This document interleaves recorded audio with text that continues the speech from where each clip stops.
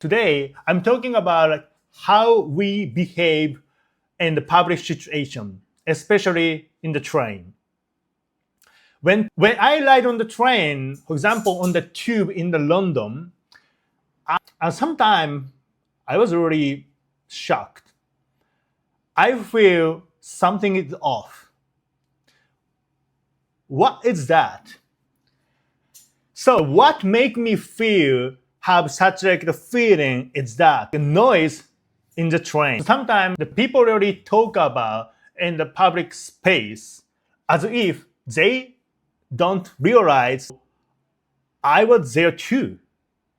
Hey, I'm here, no purpose, but I feel like I can listen the whole of story in your life. I don't want to do that. I feel like it's kind of like a violation of privacy, but without like a thinking, without any purpose, it happened to that I can hear and listen someone's story in their life. The other example is some people make a sound from their smartphone without any earbuds or earphone something. They put on the speaker and enjoying listening the music. I was a bit surprised, but I would think this is not my unique case, right?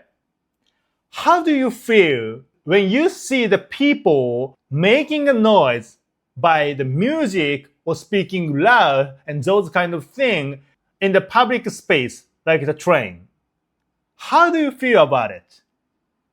Is that annoying or don't give a shit? Let's explore our behavior in the public space. So first, I was wondering if I get familiar with the really quiet environment in Japan, or actually they are bothering the other person at the same courage. So because if you have ever been to Japan, you must be surprised how quiet the train is. Not only the train, but also the bus. We Japanese people keep this environment really quiet. So I was born and raised in Japan and for 29 years. After experiencing there, I am the person who really familiar with such the quiet. So, but when I ride on the train in the foreign country, for example, like Amsterdam and London, wherever, sometimes I encounter the people who make the noise in the public space. So first, I want to explore why in Japan we keep the quiet in the public space. I bet I can explain well. So let's see together. First of all, I came up with two main reasons. And the first, education. In the school, like elementary school and junior high school and even the high school, Japanese students are taught that we should not bother someone else. We are taught over and over again, so you should not bother anyone else. You have to keep the harmony with the environment, including the people, and then praise on something. I feel like it's related with Japanese, not unique, but really the strong, the skill of the reading the room. In Japanese, we say 空気を読む. That means reading the room in English. But anyway, after the pile of education for almost 12 years, from the starting elementary school to the end of the high school, we Japanese people are kind of the brainwashed as if we don't bother the people. And we put importance on harmony with environment. The second reason is, I would think the Japanese people grasp the public space as shared space, not the space where we are open to and free to make action on our own. I think it's related with the mentioned education before. To reduce interpersonal friction between the people, we use the public space as shared space with someone else. And plus, to use the shared space comfortably for everyone. For example, at the same carriage in the train. I would think like Japanese people tend to reduce their existence, not to get attention from the other people.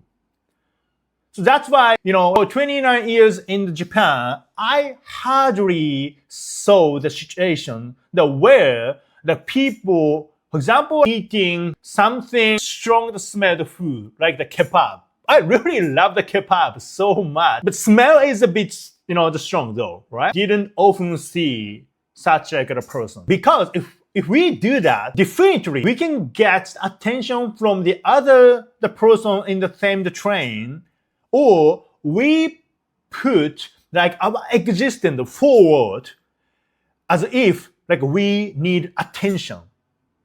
So we Japanese people avoid to like get attention or give the attention to the other people at the public spaces. So education and then custom hits the difference with the train, for example, in the London or Amsterdam. But at the same time, I would think there's a cost to this harmony. I'm gonna explain the details. As I say, like Japanese people tend to care about how am I seen in the public situation, and people are conscious like not to put existence and attention to the other people at the public space. And much worse, we follow such like a custom with thinking deeply. It's really like the strong bind in the society. But throughout such like a custom in the life in Japan, I think naturally we tend to be the person who care about like or conscious about how am I seen by the other people, because it's like the monitor and peer pressure the society, right? Because like when I do something in the public space, for example, if I want to call with my partner or a friend and the family, or if I really starving, I want to eat something delicious, kebab or whatever, I have to press down such like the feeling in myself. Because like the harmony is a top list. So we prioritize harmony with the environment. So like I lived in the Amsterdam for 2 years and I'm living in the London for a while. And I feel like in the both of the country, I can feel the freer on the train. It sounds a bit contradiction though. It's really feel like relaxing and easygoing.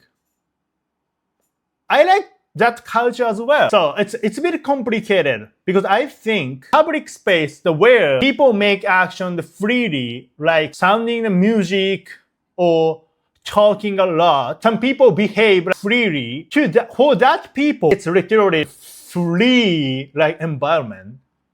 But for the other person, it's not free anymore. If the one person behaves on his own and makes the noise in the train, that gives the huge influence the other people in the same carriage of the train. So in my conclusion, I don't think public space need to be completely silenced.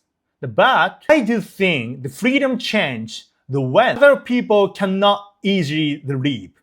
For example, like inside a train. On a train, your music is not only your music anymore. What I want to keep from Japan is not like behave like perfectly, like keep the silence, but it is awareness that a shared space also belongs to the people whom we never speak to in the same situation. It's not about deciding which side is right. It's about asking how far individual freedom should extend it in the public spaces. Because sometimes the consideration for someone else have the possibility of becoming a stronger peer pressure to conform. Let me know your opinion in the comments. Thanks for watching today.